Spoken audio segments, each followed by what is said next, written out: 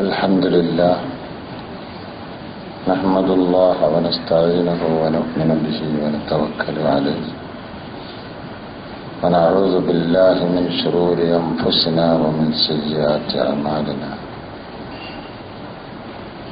من يهده الله فلا مضل له ومن يضلله فلا هادي له أشهد أن لا إله إلا الله وحده لا شريك له وأشهد أن محمدا عبده ورسوله أرسله بالهدى ودين الحق ليظهره على الدين كله ولو كره المشركون اللهم صل على محمد وعلى آل محمد كما صليت على إبراهيم وعلى آل إبراهيم اللهم بارك على محمد وعلى آل محمد كما باركت على إبراهيم وعلى آل إبراهيم في العالمين إنك حميد مجيد إن أريد إلا الإصلاح ما استطعت وما توفيقي إلا بالله عليه توكلت وإليه أنيب أيها الناس اتقوا الله عباد الله أعوذ بالله من الشيطان الرجيم بسم الله الرحمن الرحيم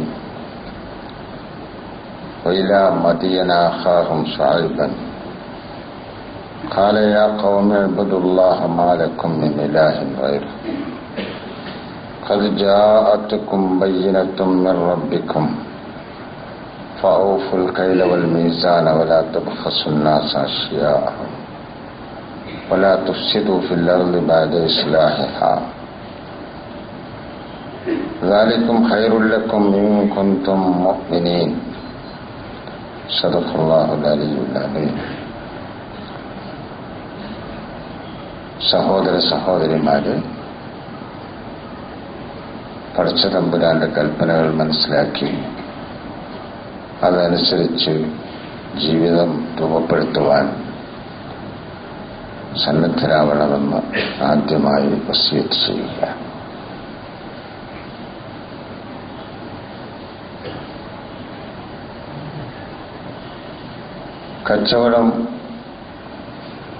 കച്ചവടക്കാരൻ അല്ലെങ്കിൽ കച്ചവടക്കാരി ഒരു ഖുതുബയിൽ ഇത് മുമ്പ് പറഞ്ഞു പോയിട്ടുണ്ടെങ്കിലും ഒന്നുകൂടി വിശദീകരിക്കണമെന്ന് തോന്നിയതുകൊണ്ടാണ് അങ്ങനെ ഒരു വിഷയം ഈ ഖുതുബയിൽ തിരഞ്ഞെടുക്കാൻ ഉദ്ദേശിച്ചത്. ഒരു മനുഷ്യൻ ചെയ്യുന്ന പ്രവൃത്തികളിലെ ഏറ്റവും നല്ല മൂന്നാമത്തെ കാര്യമാണ് കച്ചവടം. ഒന്നാമത്തേതും രണ്ടാമത്തേതും ഏതാണ് എന്ന് നിങ്ങൾക്ക് അറിയും. ഒറ്റവാക്കിൽ പറയാം, ഒന്ന് വിജ്ഞാനത്തിന്റെ വിതരണം, വിജ്ഞാനം നേടിയെടുത്തുകൊണ്ട് വിതരണം നടത്തുക എന്നതാണ് അറിവ്. രണ്ടാമത്തേത് ഇല്ലാത്ത സാധനങ്ങൾ ഉൽപ്പാദിപ്പിക്കുക എന്ന കൃഷിയാണ്. മൂന്നാമത്തേത് കച്ചവടമാണ്. കച്ചവടം എന്താണ് എന്ന് വിവരിക്കേണ്ടതില്ല. അങ്ങ് പലയിടങ്ങളിലും കിടക്കുന്ന സാധനങ്ങൾ ഒരിടത്തൊരുമിച്ച് കൂട്ടിയിട്ട് അത് അവിടെ നിന്ന് കാശ് കൊടുത്ത് വാങ്ങി ഇവിടെ കൊണ്ടുവന്നിട്ട് അവിടെ നിന്ന് വാങ്ങിയതിനേക്കാൾ കുറച്ച് വില കൂട്ടി ഇവിടെ ആൾക്കാർക്ക് എത്തിച്ചു കൊടുക്കുക. അതാണ് കച്ചവടം. തിജാറത്ത്, ബൈ, ശറാഹ് എന്നൊക്കെ അറബിയിലും ഖുർആനിലും ഹദീസുകളിലുമൊക്കെ ഉപയോഗിച്ചിട്ടുണ്ട്. മുഹമ്മദ് മുസ്തഫ സല്ലല്ലാഹു അലൈഹി വസല്ലമ ജീവിക്കുന്ന കാലഘട്ടത്തിൽ വളരെ സജീവമായി നിലനിന്നിരുന്ന രണ്ടാമത്തെ കാര്യം കച്ചവടമായി. ഒന്ന് കൃഷിയായിരുന്നു. അത് ഇതിന്റെ മുമ്പൊരു ഖുത്ബയിൽ പറഞ്ഞിട്ടുണ്ട് അതിന്റെ പ്രാധാന്യമൊക്കെ. ഇനിയും അത് പറയണമെന്ന് ആഗ്രഹവുമുണ്ട്. രണ്ടാമത്തേത് ഏറ്റവും പ്രധാനപ്പെട്ടത് കച്ചവടമായി. പ്രവാചകൻ സല്ലല്ലാഹു അലൈഹി വസല്ലമ സമർത്ഥനായ കച്ചവടക്കാരനായിരുന്നു. മറ്റു കച്ചവടക്കാരെയൊക്കെ കവച്ചുവെച്ചുകൊണ്ട് ആ രംഗത്ത് അദ്ദേഹം വിജയിച്ചു. മക്കയിലെ ഏറ്റവും വലിയ കച്ചവട റാണിയായിരുന്ന ഖദീജ റളിയല്ലാഹു അൻഹയ്ക്ക് അത് വല്ലാത്ത സന്തോഷമുണ്ടായി. അങ്ങനെ വിവാഹാലോചന നടത്തി അദ്ദേഹം ഖദീജ റളിയല്ലാഹു അൻഹയെ കല്യാണം കഴിച്ചതുമൊക്കെ നമുക്കറിയാം.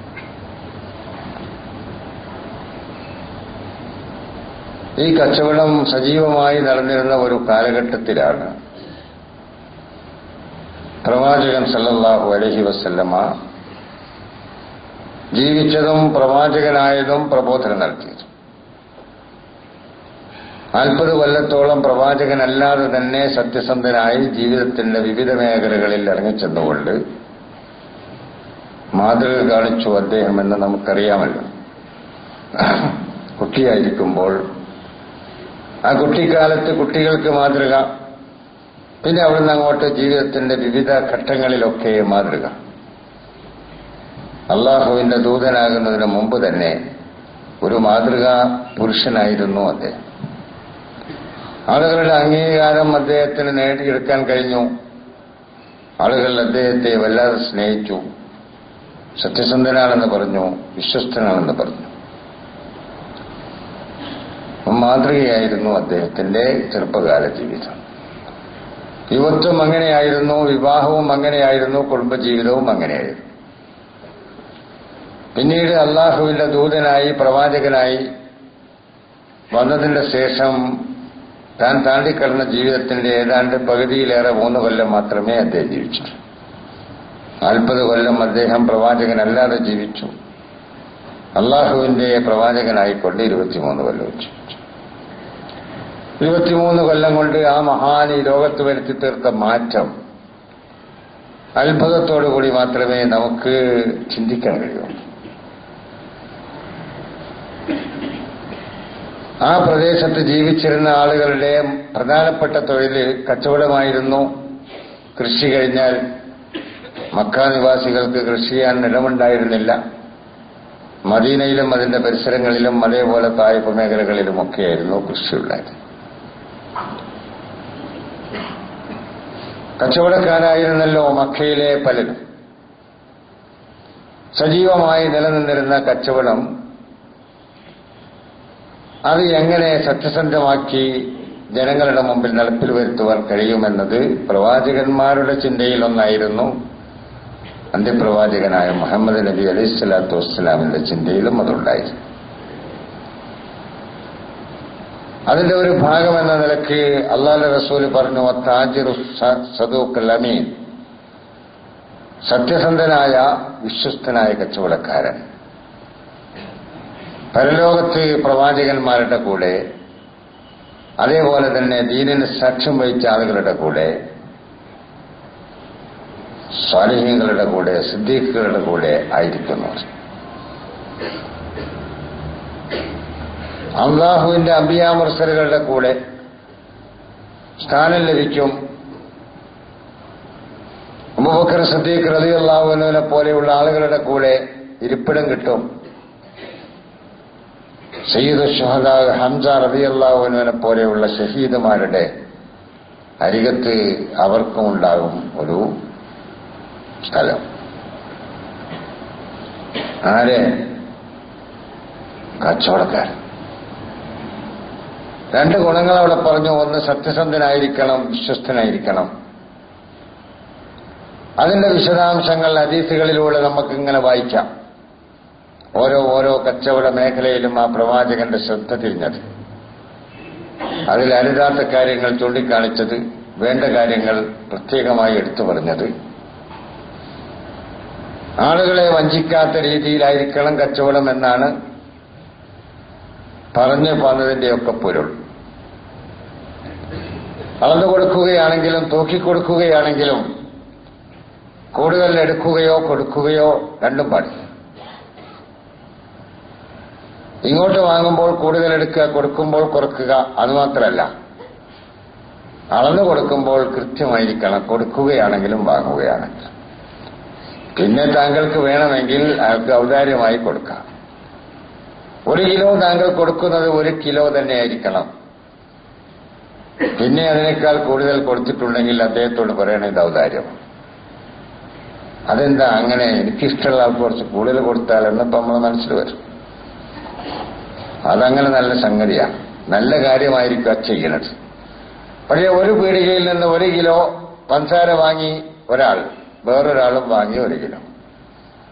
രണ്ടാളും മറ്റൊരു സ്ഥലത്ത് പോയിട്ട് അതൊന്ന് തൂക്കി നോക്കിയാൽ ഇവന് കൂടുതൽ മറ്റവന് കുറവ്. കറക്റ്റ്, കുറവല്ല.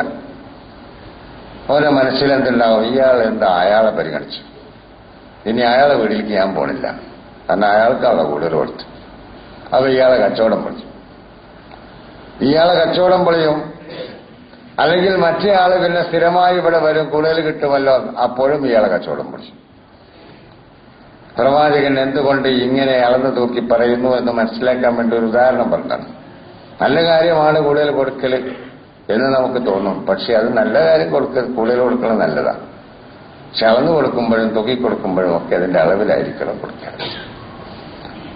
നൂറ്റാണ്ടുകൾക്ക് മുമ്പ് കഴിഞ്ഞു പോയ ഒരു പ്രവാചകന്റെ പ്രബോധന പ്രവർത്തനങ്ങൾ വിവരിച്ചുകൊണ്ട് ഖുർആനിലെ പല അധ്യായങ്ങളിലും നമുക്ക് കാണാം. ശുഐബ് നബി അലൈഹിസ്സലാം മദിയൻ എന്ന മേഖലയിലെ അള്ളാഹുവിന്റെ ഒരു റസൂലായിരുന്നു. അദ്ദേഹം തന്റെ ജനങ്ങളോട് മറ്റെല്ലാ അംബിയാ മുർസലുകളും പറഞ്ഞതുപോലെ തന്നെ പറഞ്ഞു തുടങ്ങിയത് നിങ്ങൾ അള്ളാഹുവിന് മാത്രം വഴിപ്പെടണം, വഴിപ്പെടുവാൻ അർഹനായി വേറെ ഒരു ദൈവവുമില്ല എന്ന് പറഞ്ഞുകൊണ്ടാണ്. അതാണല്ലോ ഇസ്ലാമിന്റെ അടിസ്ഥാനം. ഖുർആൻ പറയുന്ന ശൈലി തന്നെ വൈലാ മദിയന അഖാഹും ശുഐബൻ, മദിയനിലേക്ക് അവരുടെ സഹോദരനായ ശുഐബിനെ നമ്മൾ അയച്ചു. നല്ല പ്രയോഗമാണത്. മലപ്പുറത്തേക്ക് മലപ്പുറത്തുകാരുടെ സഹോദരനായ, പേരെനിക്ക് പറയാൻ പറ്റില്ലല്ലോ, ഇന്നയാളെ അയച്ചു. എന്തിനെ? ആ മലപ്പുറം ഒന്ന് നന്നാക്കിയെടുക്കാൻ എന്ന് പറയുന്നവർ മദിയൻ മേഖലയിലേക്ക് മദിയൻകാരുടെ സഹോദരനായ ശുഐബിനെ അയച്ചു. ശുഐബ് നബിന്റെ മീൻ ബാപ്പിയൊക്കെ മറ്റുള്ളവരുടെയൊക്കെ മീൻ ബാപ്പിയാണെന്നതിനർത്ഥമില്ല. അവരുടെ സഹോദരൻ, എല്ലാവരും സഹോദരന്മാരും സഹോദരിമാരുമാണല്ലോ ആ വിഷയത്തിൽ. അപ്പൊ അവരെ ബോധവൽക്കരിക്കുവാൻ വന്നത് അവരുടെ ഒരു സഹോദരനാണ്, അവരെപ്പോലെ ഒരാള് എന്ന് മാത്രമല്ല, അവരെപ്പോലെ കമ്പോളത്തിൽ കച്ചവടം ചെയ്യുന്ന ഒരു കച്ചവടക്കാരൻ. അപ്പൊ കച്ചവടത്തെക്കുറിച്ച് നന്നായി അറിയുന്ന ശുഐബ് അലൈഹിസ്സലാം മദിയൻ നിവാസികളിലെ ദൂതനായി വന്നപ്പോൾ ആദ്യമായി പറഞ്ഞത് ഉഅ്ബുദുല്ലാഹ മാലക്കും മിൻ ഇലാഹിൻ ഗൈർ, അള്ളാഹുവിനെ നിങ്ങൾ വഴിപ്പെടണം, വഴിപ്പെടുവാൻ അർഹനായി അവനല്ലാതെ വേറൊരു ദൈവവുമില്ല. അതാണ് ഇസ്ലാമിന്റെ അടിസ്ഥാന സന്ദേശം. വഴിപ്പെടുക എന്നതാണ്. ആർക്ക് വഴിപ്പെടുക? അള്ളാഹുവിന് വഴിപ്പെടുക. അള്ളാഹു എന്ന് പറഞ്ഞാൽ യഥാർത്ഥ ദൈവം, ദൈവമായി അംഗീകരിക്കുവാൻ പറ്റുന്ന എല്ലാ ഗുണങ്ങളുമുള്ളവൻ, അവന് മാത്രമായിരിക്കണം നിങ്ങൾ വഴിപ്പെടേണ്ടത്, മറ്റാർക്കും വഴിപ്പെടരുത്. എന്തുകൊണ്ട്? മറ്റാരും വഴിപ്പെടുവാൻ അർഹരല്ല. അവിടെ നമ്മൾ തെറ്റിയല്ലോ. നമ്മൾ അവിടെ വഴിപ്പെടുക എന്നത് അങ്ങോട്ട് മാറ്റിയിട്ട് ആരാധിക്കുക എന്നാക്കി. അപ്പൊ തന്നെ ഇസ്ലാമിന്റെ നട്ടൽ അങ്ങോട്ട് പൊളിഞ്ഞു. ഇസ്ലാമിനൊരു നട്ടലുണ്ടാവും, ആ നട്ടൽ അങ്ങോട്ട് ഒടിച്ചു. ഒടിച്ചിട്ട് നിങ്ങൾ പള്ളികളിലും ആരാധനാലയങ്ങളിലും പൂജാ വഴിപാടുകൾ നടത്തുമ്പോൾ നിങ്ങൾ ഏകനായ അള്ളാഹുവിന് മാത്രം നടത്തണം, പിന്നെ നിങ്ങൾക്ക് തോന്നിയതുപോലെയൊക്കെ ജീവിക്കാം. എന്തൊരു സ്വാതന്ത്ര്യമാണ് മോമിനികൾക്ക് വാങ്ങിക്കൊടുത്തതെന്നറിയോ? ഒരൊറ്റ പരിഭാഷയിലൂടെ ലോകത്തുള്ള മോമിനികൾക്ക് വാങ്ങിക്കൊടുത്ത സ്വാതന്ത്ര്യം നോക്കൂ നിങ്ങൾ. ആ സ്വാതന്ത്ര്യം ആർക്ക് നേട്ടത്തിന് വേണ്ടിയാണ്? ലോകത്തെ അടക്കി ഭരിക്കുന്ന ലോകത്തിന്റെ കടിഞ്ഞാൽ പിടിച്ച ഭരണാധികാരികൾക്ക്, ലോകത്തെ ഭരിച്ചുകൊണ്ടിരിക്കുന്ന, ജനങ്ങളെ ഭരിച്ചുകൊണ്ടിരിക്കുന്ന ഭരണാധികാരികൾക്ക് താന്തോന്നികളായി ഭരിക്കുവാനുള്ള സ്വാതന്ത്ര്യം അങ്ങോട്ട് വാങ്ങിക്കൊടുക്കുകയാണ് ചെയ്യുന്നത്. വഅബ്ദുല്ലാഹ, നിങ്ങൾ അല്ലാഹുവിനെ മാത്രം ആരാധിക്കൂ, വേറെ ആരെയും ആരാധിക്കരുത്. എന്താ ആരാധന എന്ന് ഞാൻ ഇതിനു മുമ്പ് പറഞ്ഞിട്ടുണ്ട്, എനിക്ക് മനസ്സിലായിട്ടില്ല. ലോകത്ത് ഇതുവരെ ആർക്കും അത് മനസ്സിലായിട്ടില്ല. അള്ളാഹുവിനെ മാത്രം അർപ്പിക്കുന്നതാണെന്നാണ് ഞാൻ മുമ്പ് അത് പറഞ്ഞിട്ടുണ്ട്. അല്ല, മനുഷ്യർക്കൊക്കെ അർപ്പിക്കുന്ന സാധനമാണ്. പിന്നെ എങ്ങനെയാണ് അള്ളാഹ്ക്ക് മാത്രമാണ്? എന്താ സാധനം തന്നെ അറിഞ്ഞോളല്ലോ. പിന്നെ അതൊരു ഇസ്ലാമിന്റെ സുപ്രധാനമായ ഒരു അടിത്തറയിൽ കൊണ്ടുവന്ന് വെച്ച ഒരു സാധനം നോക്കൂ. അത് ജിസ്മുൻ, ചലനമില്ലാത്ത ഒരു ചത്ത ശവം മാത്രം. അതിനവിടെ കൊണ്ടുവന്ന് വെച്ചിട്ട് ചലനം നശിപ്പിച്ചു, ഇസ്ലാമിന്റെ നട്ടലൊടിച്ചു. അള്ളാഹ് പറഞ്ഞ അതല്ല. യാ ഖൗമി അബ്ദുല്ലാഹ, നിങ്ങൾ നിങ്ങളുടെ യഥാർത്ഥ അള്ളാഹു, അതായത് ദൈവമാരാണോ അവന് വഴിപ്പെട്ട് ജീവിക്കണം, അവന്റെ വഴിയിൽപ്പെട്ട് ജീവിക്കണം. അവൻ പറഞ്ഞു കേട്ട് ജീവിക്കണം, അവൻ പറഞ്ഞ മാതിരി ചെയ്യണം. അവൻ ചെയ്യണമെന്ന് പറഞ്ഞത് ചെയ്യണം, അവൻ ചെയ്യരുതെന്ന് പറഞ്ഞത് ചെയ്യാൻ പാടില്ല. അതാണ് ഈ വഴിപ്പെടുക എന്ന് പറഞ്ഞാൽ. മാലക്കും മിൻ ഇലാഹിൻ ഗൈറു, അങ്ങനെ നിങ്ങളോട് പറയാൻ മറ്റൊരു ദൈവമില്ലല്ലോ. നിങ്ങളെ കണ്ണ് പടച്ച, നിങ്ങളെ കാല് പടച്ച, നിങ്ങളുടെ അവയവങ്ങൾ പടച്ചു തന്ന പടച്ചതമ്പുരാനല്ലേ ആ അവയവങ്ങൾ കൊണ്ട് ഇന്നതൊക്കെ ചെയ്യാൻ പാടില്ല എന്ന് പറയാൻ അധികാരമുള്ളൂ. അവയവങ്ങൾ ചെയ്യുന്ന പണിയല്ലേ നമ്മൾ ഈ പണി എന്നൊക്കെ പറയുന്നത്, ജോലി എന്നൊക്കെ പറയുന്നത്. അവനല്ലേ ഇതൊക്കെ തന്നത്, അവനല്ലേ പിന്നെ അതുകൊണ്ട് ഇന്നത് ചെയ്യാൻ പാടുള്ളൂ എന്ന് പറയാൻ പാടുള്ളൂ. എന്റെ കണ്ണ് പടച്ചത് അല്ലാഹു, കണ്ണിന് കാഴ്ച നൽകിയത് അല്ലാഹു, കണ്ണുകൊണ്ട് കാണുക എന്ന നിയമം അതിന് നൽകിയത് അല്ലാഹു. ആ അല്ലാഹുവിനല്ലേ ആ കണ്ണുകൊണ്ട് ഇന്നതേ കാണാൻ പാടുള്ളൂ, ഇന്നതൊന്നും കാണാൻ പാടില്ല എന്ന് പറയാൻ അധികാരമുള്ളൂ. വേറെ എന്നെപ്പോലെ രണ്ട് കണ്ണുകളോടെ ഭൂമിയിൽ വന്ന ഏതെങ്കിലും ഒരു മനുഷ്യന് എന്റെ കണ്ണിനെ നിയന്ത്രിക്കുവാൻ എന്ത് അധികാരം? എന്റെ കൈകാലുകളെ നിയന്ത്രിക്കുവാൻ എന്ത് അധികാരം? എന്റെ നാവിനെ നിയന്ത്രിക്കുവാൻ എന്ത് അധികാരം? എന്റെ നാവിന് കഴിവ് നൽകിയത് ഇവനാണോ? എന്നെപ്പോലെ ഒരു ഉമ്മയുടെ ഗർഭാശയത്തിൽ നിന്ന് ഒരു നാവുമായി വന്ന, ഉമ്മയുടെ ഗർഭാശയത്തിൽ നിന്ന് രണ്ട് കാലുമായി വന്ന, രണ്ട് കൈയുമായി വന്ന ഒരുത്തന് എങ്ങനെ എന്റെ അവയവങ്ങളെ നിയന്ത്രിക്കുവാൻ അധികാരം? ആര് നൽകിയ അധികാരം? അതുപോലെ അധികാരത്തിന്റെ വിഷയമല്ലേ. ഇത് ചോദിക്കാൻ ആരെങ്കിലും ഉണ്ടോ?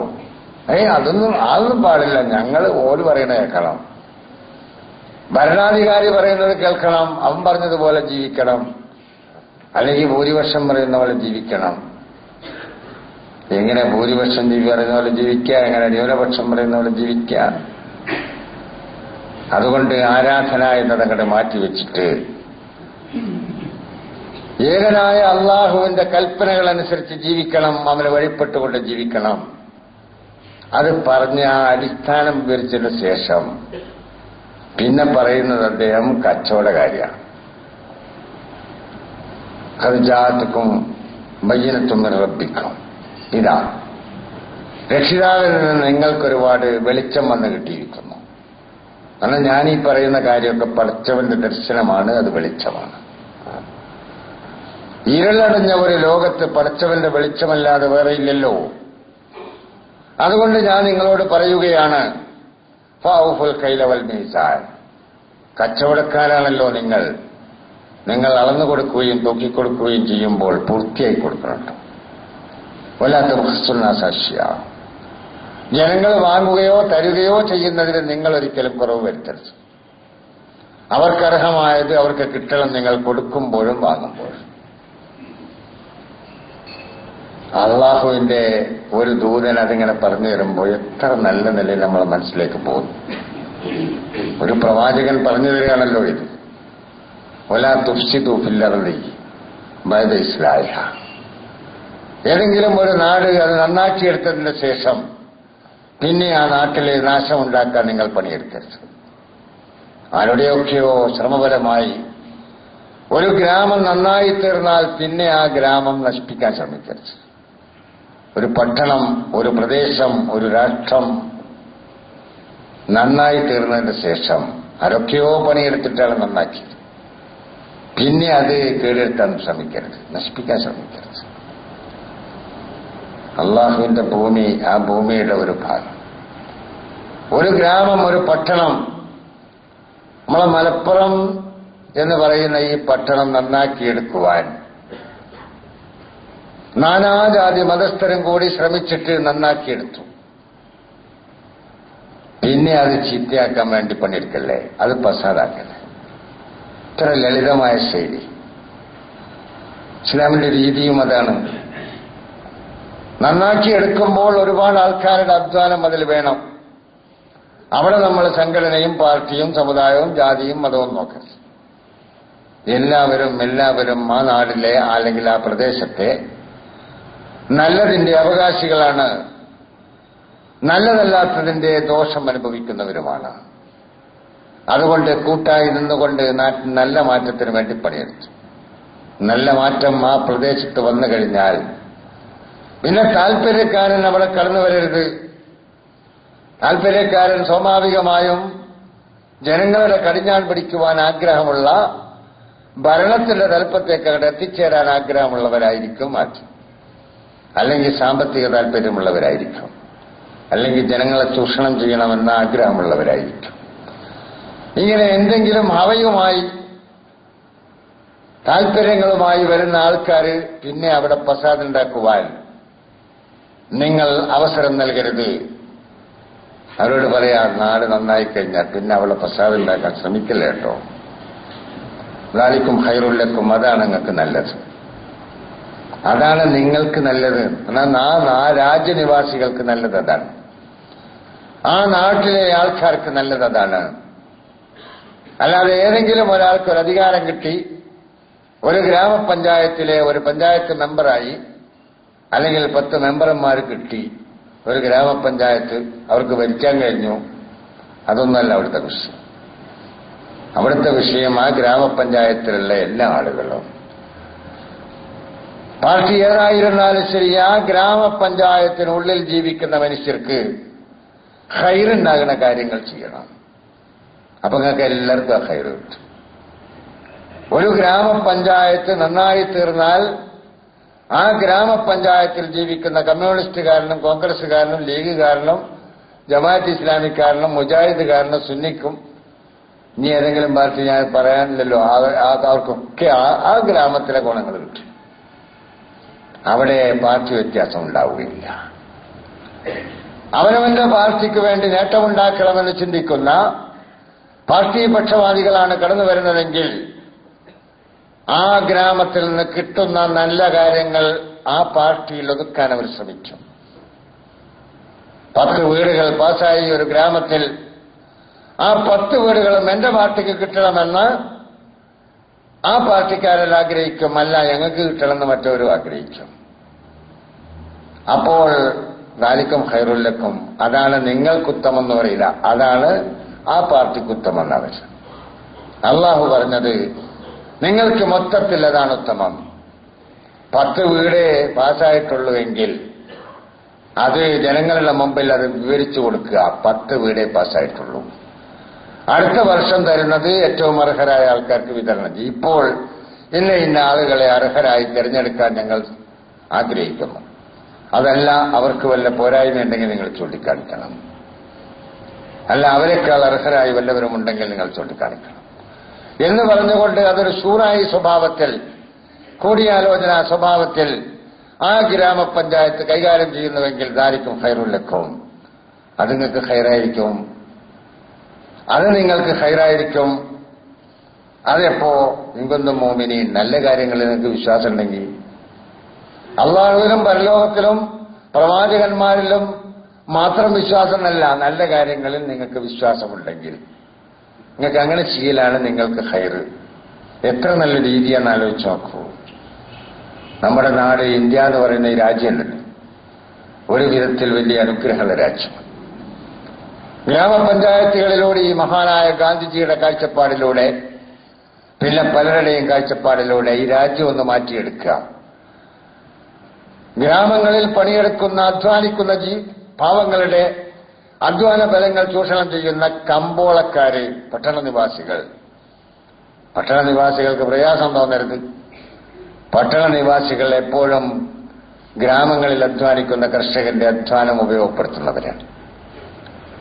അതുകൊണ്ട് ആ ഗ്രാമീണരെ ഉയർത്തിക്കൊണ്ടുവരിക എന്ന ലക്ഷ്യത്തോടുകൂടി ഗ്രാമപഞ്ചായത്തുകൾ ഭരണത്തിന്റെ മുഴുവൻ അധികാരവും അങ്ങോട്ട് വിട്ടുകൊടുക്കാവുന്ന ഒരു ഭാവി കണ്ടുകൊണ്ടാണ് ആ കാഴ്ചപ്പാടുണ്ടായത്. അവിടെ നന്നായാൽ ഈ രാജ്യം ഒന്നിച്ച് നന്നാകും. അതുകൊണ്ട് തന്നെ രാഷ്ട്രീയക്കാരുടെ കണ്ണ് അങ്ങോട്ട് തിരിഞ്ഞിട്ട് ഈ ഗ്രാമപഞ്ചായത്തുകളൊക്കെ ഞങ്ങൾ ഭരിക്കണം എന്നതാണ് അവരുടെ മനസ്സ്. രാഷ്ട്രീയമെന്നത് അപ്രസക്തമാണ് ഗ്രാമപഞ്ചായത്തുകൾ. അവിടെ ഏറ്റവും യോഗ്യരായ നല്ല വ്യക്തികൾ, അതേത് പാർട്ടിയിൽപ്പെട്ടവരായാലും ഏത് ജാതി സമുദായത്തിൽപ്പെട്ടവരായാലും, ആ ഗ്രാമത്തിൽ നല്ലതുണ്ടാകണമെന്ന് ആഗ്രഹിക്കുന്ന വ്യക്തികൾക്ക് പിന്തുണ നൽകിക്കൊണ്ട് ആ ഗ്രാമം നന്നാക്കിയെടുക്കുന്ന ഒരു രീതിയാണ് യഥാർത്ഥത്തിൽ ഗ്രാമപഞ്ചായത്തുകളിലൂടെ വരേണ്ടത്.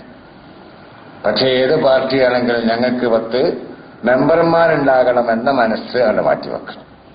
അത് ഗ്രാമപഞ്ചായത്തുകളിലേക്കും ഇലക്ഷനുകളിലേക്കൊക്കെ കടന്നു വന്നവരും കടന്നു വരാൻ ആഗ്രഹിക്കുന്നവരുമൊക്കെ അവരുടെ മനസ്സിലുണ്ടാകേണ്ടത് ഇങ്ങനെയാണ്. ഈ ഗ്രാമപഞ്ചായത്ത് ഭരിക്കുന്നതാരായാലും ശരി, ഈ ഗ്രാമത്തിൽ ജീവിക്കുന്ന ജനങ്ങൾക്ക് ഉപകാരപ്പെടുന്ന നല്ല കാര്യങ്ങൾ ഇവിടെ ഉണ്ടാകണം. അതാണ് ഭൂമി നാശായതിനു ശേഷം, നന്നാക്കിയതിനു ശേഷം പിന്നെ നാശപ്പെടുത്തരുത്. നന്നാക്കിയെടുക്കാൻ നമ്മൾ ശ്രമിക്കണം. അതല്ലേ നമ്മളെ പണി. പിന്നെ നാശം വിതക്കാൻ വരുന്ന ആൾക്കാരെ നമ്മൾ കണ്ടു മനസ്സിലാക്കുകയും ചെയ്യണം.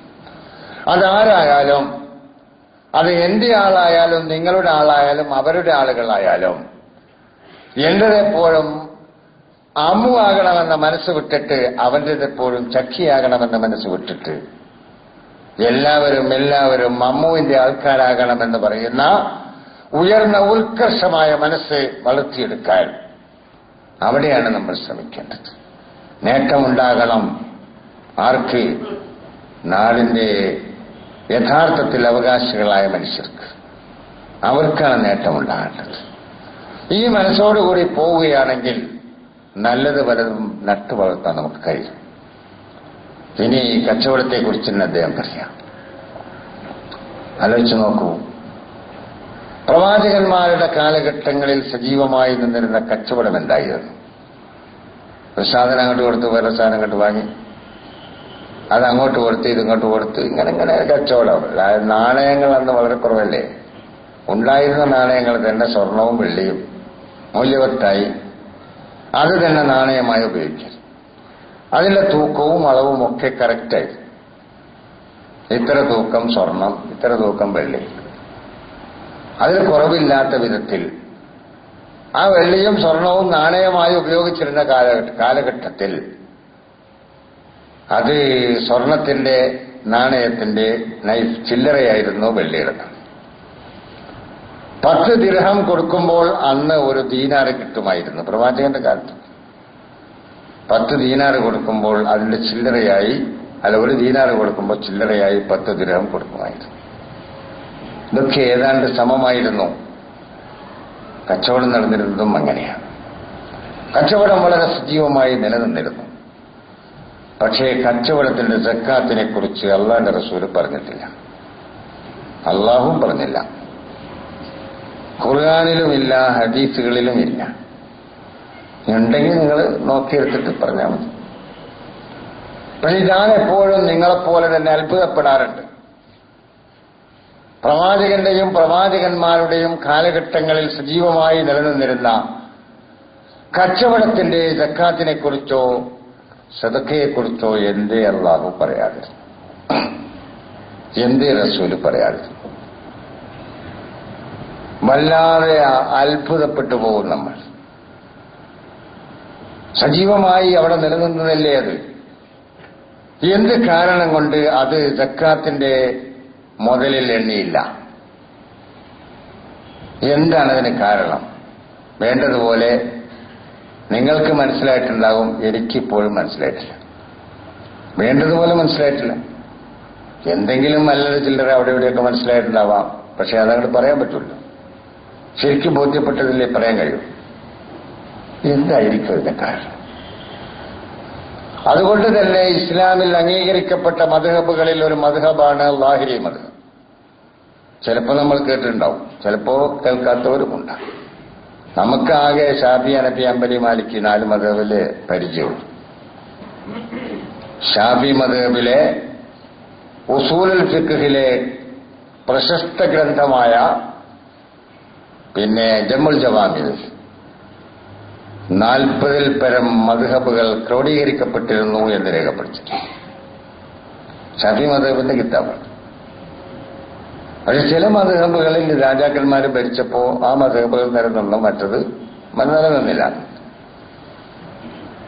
ദാവൂദ് ലാഹിരിയുടെ മദ്ഹബാണ് ലാഹിരി മദ്ഹബ്. വലിയ പ്രഗത്ഭനായ പണ്ഡിതനായിരുന്നു അദ്ദേഹമെന്ന് ഈ ജമുൽ ജവാമിയിൽ തന്നെ പറഞ്ഞിട്ടുണ്ട്. എന്റെ പ്രതിപാദന രീതി തന്നെ നമ്മൾ ആരെയും കാഫിറാക്കുകയില്ല, നിഷേധികളാക്കി തള്ളുകയില്ല, അള്ളാഹുവിന്റെ പണ്ഡിതന്മാരിൽ ആരെയും എന്ന് പറഞ്ഞിട്ട് ഖുസൂസൻ പ്രത്യേകമായി ദാവൂദുല്ലാഹിരിയെ പോലെയുള്ള പണ്ഡിതന്മാരെ കുറ്റപ്പെടുത്തുവാൻ നമ്മൾ സന്നദ്ധരല്ല എന്ന് പറഞ്ഞതിന് ശേഷം ജബലും മിൻ ജിബാലിൽ ഇൽം, അറിവിന്റെ പർവ്വതങ്ങളിൽ ഒരു പർവ്വതമാണ് ദാവൂദുല്ലാഹിരി എന്നവർ ഷാഫി മദ്ഹബിന്റെ കിതാബിലായി. ഷാഫി മദ്ഹബിലെ എല്ലാ വള്ളി ദർശലും ഓതുന്ന കിതാബാണ് അതും ഫത്ഹുൽ മീനൊക്കെ. നായ തൊട്ടാൽ കഴുകേണ്ടതില്ല എന്നും നായയെ തൊട്ടാൽ കുടിക്കേണ്ടതില്ല എന്നും ഒക്കെയുള്ള മദ്ഹബ് ലാഹിരി മദ്ഹബിലും അതേപോലെ മാലിക്കി മദ്ഹബിലും. ഹനഫി നമ്മുടെ ഫത്ഹുൽ മീനിൽ പറഞ്ഞത് ഇന്ദ മാലിക്കി ദാവൂദ അൽ കൽബു താഹിറുൻ. മാലിക്കി ഇമാമിന്റെ കാഴ്ചപ്പാടിലും ദാവൂദുല്ലാഹിരിയുടെ കാഴ്ചപ്പാടിലും അൽ കൽബു താഹിറുൻ, നായ ശുദ്ധിയുള്ള ഒരു ജീവിയാണ്. നമ്മൾ 7 വട്ടം കഴുകണം എന്നൊക്കെയാണ് നമ്മൾ. അത് ഷാഫി മദ്ഹബ് അങ്ങനെയാണ്. അത് നായ തൊട്ടാലാണ് കേട്ടോ, നായന് തൊട്ടാലല്ല.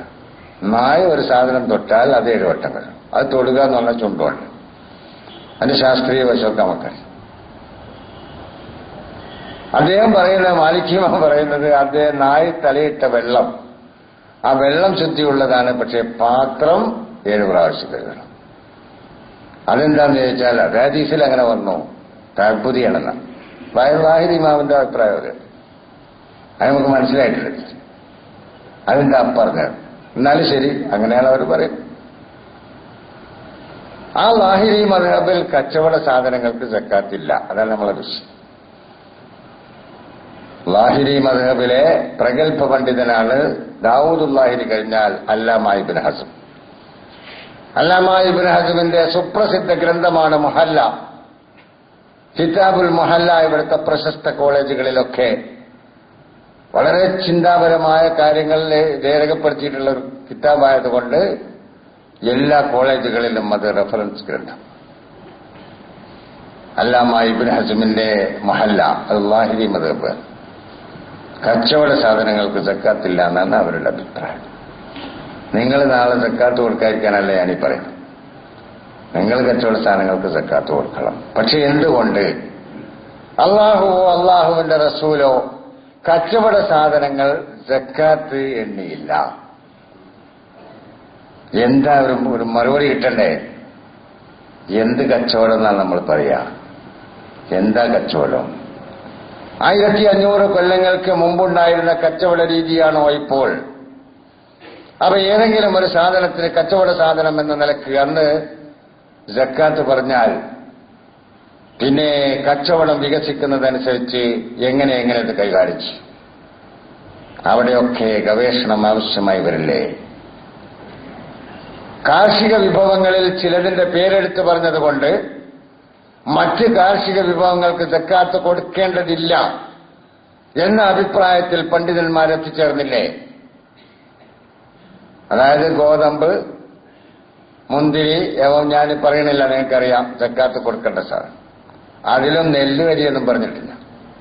അപ്പൊ നെല്ലുവരിയൊക്കെ ഭക്ഷണ സാധനമാണെന്ന് പറഞ്ഞിട്ട് പണ്ട് കാലം മുതൽ തന്നെ നമ്മുടെ നാട്ടിൽ കേരളത്തിൽ നെല്ലിന് സക്കാത്ത് കൊടുത്തു. അതിനേക്കാൾ കൂടുതൽ കൃഷി ചെയ്തുണ്ടാക്കുന്ന ഒരുപാട് കാർഷിക വിഭവങ്ങൾ ഇവിടെ ഉണ്ട്. ഷാഫി മദ്ഹബിന്റെ അടിസ്ഥാനത്തിൽ സക്കാത്ത് അതിന് കൊടുക്കേണ്ടതില്ല എന്ന്.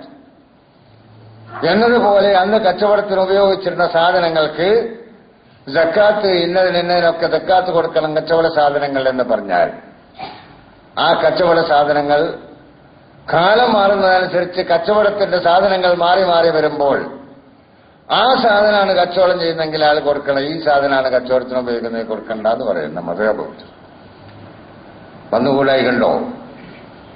ഇനി ആധുനിക കാലഘട്ടത്തിലെ കച്ചവട ചരക്കിനെ കുറിച്ച് ചിന്തിച്ചു നോക്കൂ. ഇവ ഏറ്റവും കൂടുതൽ കച്ചവടം നടന്നുകൊണ്ടിരിക്കുന്നത് ഭൂമിയാണ്. കച്ചവട ചരക്കാണ് ഭൂമി. എന്തായാലും ഇംഗ്ലീഷിൽ ഒരു പേര് പറയാം. അതാണ് ഇപ്പൊ നടക്കുന്ന കച്ചവടം. പാടുണ്ടോ പാടില്ലേ എന്നുള്ളതല്ല വിഷയം. ഞാൻ എന്റെ കാശ് കൊടുത്ത് എനിക്ക് എന്തും വാങ്ങാം, ഭൂമിയും വാങ്ങാം. അത് ചെയ്യാൻ പാടില്ല എന്ന് പറയുന്നതിനൊക്കെ വളരെ ബാലിശം. അതുകൊണ്ട് അത്തരം കാര്യങ്ങൾ അള്ളാന്റെ ദീനുമായിട്ട് ബന്ധപ്പെട്ട് നമ്മൾ പറഞ്ഞ് ഫസാദ് ഉണ്ടാക്കരുത്. അതൊന്ന് പാടില്ല എന്ന് പറഞ്ഞാൽ മറ്റേഎന്താ പിന്നെ പാടുണ്ടോ എന്ന് ചോദിക്കൂലേ ആൾക്കാർ. അപ്പൊ അത് വേറെന്തെങ്കിലുമൊക്കെ ഗവേഷണം നടക്കുക. ഞാൻ പറയുന്നത് അതിന്റെ അനുവദനീയവും അനനുവദനീയവുമല്ല ചർച്ച. കച്ചവട സാധനങ്ങൾ മാറി മാറിക്കൊണ്ടിരിക്കും. അങ്ങനെ മാറി മാറി വരുമ്പോൾ അതിന്റെ കച്ചവടത്തിന്റെ സക്കാത്ത്, അങ്ങനെ കച്ചവടത്തിന്റെ സക്കാത്ത് എന്ന് പറഞ്ഞാൽ പ്രയാസങ്ങളുണ്ട്. അതുകൊണ്ട് ലാഹിരി മദ്ഹബിലും ദാവൂദ് ലാഹിർ അനുസരിച്ച് വിധി പറയുന്ന ആൾക്കാരായതുകൊണ്ട് കച്ചവടത്തിലൂടെ നിങ്ങൾക്ക് ലഭിക്കുന്ന വരുമാനം, ആ വരുമാനം നോക്കിയിട്ട് നിങ്ങൾ മിച്ചമുണ്ടെങ്കിൽ സക്കാത്ത് കൊടുത്തുകൊണ്ടിരിക്കണം.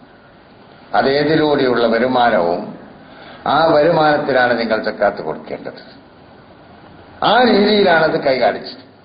അതിൽ നിന്ന് മാറ്റി നിർത്തുന്നത് ഭക്ഷ്യപദാർത്ഥങ്ങൾ മാത്രമാണ്. ഭക്ഷ്യപദാർത്ഥങ്ങൾ കൊടുക്കേണ്ടത് ഭക്ഷ്യപദാർത്ഥങ്ങളായിട്ട് തന്നെയാണ്. അതുകൊണ്ടാണ് അതിന് പ്രാധാന്യം കൊടുത്തത്. ഭക്ഷ്യപദാർത്ഥങ്ങളായി ഉപയോഗിക്കുന്ന സാധനങ്ങൾ അതിന്റെ അവകാശികൾക്ക് അവരുടെ വീടുകളിൽ വിതരണം ചെയ്തു കൊടുക്കേണ്ടതാണ്. തിന്നാനുള്ള സാധനം അങ്ങനെ കൊടുക്കണം എന്നാണ്. അതേസമയത്ത് ധാന്യവിളവുകൾ, നാണ്യവിളവുകൾ എന്ന് പറഞ്ഞ് വിളവുകളെ രണ്ടാക്കുമ്പോൾ നാണ്യവിളവുകൾ ഉൽപ്പാദിപ്പിക്കുന്നത് മാർക്കറ്റിൽ വിറ്റ് പിന്നെ അതിന്റെ ലാഭം നേടാനാണ്. കാലം മാറി വന്നപ്പോൾ നാണയങ്ങൾ മാറി. വിലയുള്ള നാണയങ്ങൾ പിന്നെ വിലയില്ലാത്ത നാണയങ്ങളും അടയാളങ്ങളുമായി മാറി. അടയാളങ്ങളായി മാറുമ്പോൾ മൂല്യവത്തായ വസ്തുവിനെ ചൂണ്ടിക്കൊണ്ട് മാത്രമായിരിക്കും ഈ നാണയത്തിന് വിലയുണ്ടാകുന്നത്. അത് സാമ്പത്തിക ശാസ്ത്രജ്ഞന്മാരെ കൂടുതൽ ആലോചിക്കേണ്ടത്. പക്ഷെ അവരെ തല അങ്ങോട്ട് പോകാറില്ല. പലപ്പോഴും അങ്ങോട്ട് കടത്തിവിട്ടാൽ പോലും പോകാറില്ല. വല്ലാത്ത വിഷമം തോന്നുന്ന സംഗതിയാണ്. നിങ്ങൾക്ക് ഇതിനെങ്ങനെ വില കൽപ്പിക്കാൻ കഴിയും? 100 രൂപക്ക് 100 രൂപയുടെ വില കിട്ടുന്നത് 100 രൂപ കൊടുത്താൽ വില കിട്ടുന്ന ഒരു സാധനം, മൂല്യവത്തായ ഒരു സാധനം മാർക്കറ്റിൽ നിന്ന് കിട്ടുന്നത് കൊണ്ടാണ്. മാർക്കറ്റിൽ നിന്ന് മൂല്യവത്തായ ഒന്ന് കിട്ടുന്നില്ലെങ്കിൽ അതിന് പിന്നെ വിലയില്ല. അങ്ങനെയാണ്. ഒരു രാഷ്ട്രം വേറൊരു രാഷ്ട്രം പിടിച്ചെടുത്തു കഴിഞ്ഞാൽ പിന്നെ നമ്മളിവിടെ അടിച്ച നോട്ടിനോ നാണയത്തിനോ വിലയില്ല. ഇനി അതും പോകട്ടെ, 100 പൈസയാണല്ലോ 1 രൂപ നമ്മൾ പറയുന്നത്. 1 പൈസക്കും 4 പൈസക്കും അതേപോലെ 5 പൈസക്കും 25 പൈസക്കും ഒക്കെ ഇപ്പൊ വില ഉണ്ടോ? 25 പൈസ എടുത്തിട്ട് കിട്ടുന്ന സാധനം എന്താ? അതുപോട്ടെ, 1 പൈസ വിലപ്പെട്ടതാണല്ലോ. 1 പൈസ കൊടുത്തിട്ട് വാങ്ങാൻ പറ്റുന്ന എന്ത് സാധനം അവിടെ ഉള്ളത്? അപ്പൊ വിലയില്ലാതാകുന്നു. എന്തുകൊണ്ട്? മൂല്യവത്തായ ഒന്ന് കിട്ടുന്നില്ലെങ്കിൽ വിലയില്ലാതാകുന്നു. അതുകൊണ്ട് അത് സാമ്പത്തിക പണ്ഡിതന്മാർ ഗവേഷണം നടത്തേണ്ടതാണ്. അപ്പൊ ആ ഗവേഷണം മുമ്പോട്ട് പോകുമ്പോൾ ഒരുപാട് കാര്യങ്ങളുടെ ഗവേഷണങ്ങളിലൂടെ വെളിച്ചം വരും. ഗവേഷണം നടത്തിയാലാണല്ലോ നമുക്ക് പിന്നെ ആരാധന എന്ന് പറഞ്ഞ് കുടുങ്ങേണ്ടി വരുന്നത്. ഇജ്തിഹാദ് നിർത്തുമ്പോ പിന്നെ ആരാധന എന്ന് പറയല്ലാതെ വേറെ നിവൃത്തിയില്ലല്ലോ. കാലഘട്ടത്തിന്റെ മാറ്റമനുസരിച്ച്, വികാസമനുസരിച്ച് ഇസ്ലാമിക ദീനുൽ ഇസ്ലാമിന്റെ നിയമങ്ങൾ വികസിച്ചുകൊണ്ടിരിക്കണം. അങ്ങനെ വികസിക്കണമെങ്കിൽ ഗവേഷണം ആവശ്യമായി വരും. അതുകൊണ്ട് അള്ളാഹുവിന്റെ റസൂലോ അത് പറഞ്ഞില്ല. പിന്നെ നിലവിലുള്ള കച്ചവടത്തിന്റെ സക്കാത്ത് പണ്ഡിതന്മാരുടെ ഗവേഷണം മാത്രമാണ്, ഇജ്തിഹാദ്. ആ ഇജ്തിഹാദ് കഴിഞ്ഞ കാലങ്ങളിൽ നടന്ന ഇജ്തിഹാദിന് പകരം ആധുനിക കാലഘട്ടത്തിൽ പുതിയ ഇജ്തിഹാദ് നടക്കേണ്ടതുണ്ട്. അല്ലെങ്കിൽ ഇസ്ലാമിക നിയമത്തിൽ അനീതിയുണ്ട് എന്ന് സമ്മതിച്ചു കൊടുക്കേണ്ടി വരും. അനീതിയുണ്ട് എന്ന് സമ്മതിച്ചു കൊടുക്കേണ്ടി വരും. എന്റെ കൈവശമുണ്ടായിരുന്നു 1,00,000 രൂപ. ആ 1,00,000 രൂപക്ക് ഞാൻ സ്വർണം വാങ്ങി. സ്വർണത്തിന്റെ അളവ് എത്താത്തത് കൊണ്ട് എനിക്ക് സക്കാത്ത് കൊടുക്കേണ്ടതില്ല. നിങ്ങളിൽ ഒരാൾ 1,00,000 രൂപ കൊടുത്തിട്ട് വെള്ളി വാങ്ങി. ആ വെള്ളി വാങ്ങിയ നിങ്ങൾ സക്കാത്ത് കൊടുക്കുകയും വേണം. രണ്ടിന്റെയും മൂല്യം 1,00,000 1,00,000 കൊണ്ട് സ്വർണം വാങ്ങിയ ആൾ സക്കാത്ത് കൊടുക്കേണ്ടതില്ല. നിർഭാഗ്യവാനായ മറ്റേയാൾ വെള്ളി വാങ്ങിയത് കൊണ്ട് അയാൾ സക്കാത്ത് കൊടുക്കുകയും ചെയ്യണം. അള്ളാഹുവിന്റെ നിയമത്തിൽ അനീതി ഉണ്ടാകാൻ പാടുണ്ടോ? അള്ളാഹുവിന്റെ നിയമത്തിന്റെ ഏറ്റവും വലിയ അടിസ്ഥാനം നീതിയാണ്. നീതി അഹമ്മുമാജാബിയിൽ ഇസ്ലാമു വൽ അദൽ. ഇസ്ലാം കൊണ്ടുവന്നതിൽ ഏറ്റവും പ്രധാനപ്പെട്ട നീതിയാണ്. നീതിക്ക് വിരുദ്ധമായി ഇസ്ലാമിക നിയമങ്ങളിൽ ഉണ്ടാകാൻ പാടില്ല. അതുകൊണ്ട് അനീതി വരും. അതിനാൽ പുതിയ ഇജ്തിഹാദ്, കാലഘട്ടത്തിന് ആവശ്യമായ ഇജ്തിഹാദുകൾ നടക്കണം. അപ്പോൾ പുതിയ പുതിയ നിയമങ്ങൾ വരും. കാലഘട്ടത്തിന് ആ നിയമങ്ങൾ സംഭാവന ചെയ്യാൻ നമുക്ക് കഴിയും. ലോകം ആ ഭാഗത്തേക്ക് വരും. അപ്പോൾ ഇസ്ലാമിന് ലോകത്ത് സ്വാധീനമുണ്ടാകും. അല്ലാതെ കൂട്ടിപ്പിടിക്കാൻ നിന്നാൽ ആളുകൾ വരില്ല. അവർക്ക് പ്രയോജനപ്പെട്ടത് നമ്മൾ കാണിച്ചു കൊടുക്കുമ്പോൾ അവർ വരും. അള്ളാഹു നല്ല നിലയിൽ ഗവേഷണ മനസ്സോടുകൂടി ഇസ്ലാമിനെ അവതരിപ്പിക്കുവാൻ ഈ ഇസ്ലാമിക സമൂഹത്തിന് തൗഫീഖ് നൽകുമാറാകട്ടെ. വാഖിറു ദുആ അൽഹംദുലില്ലാഹ്.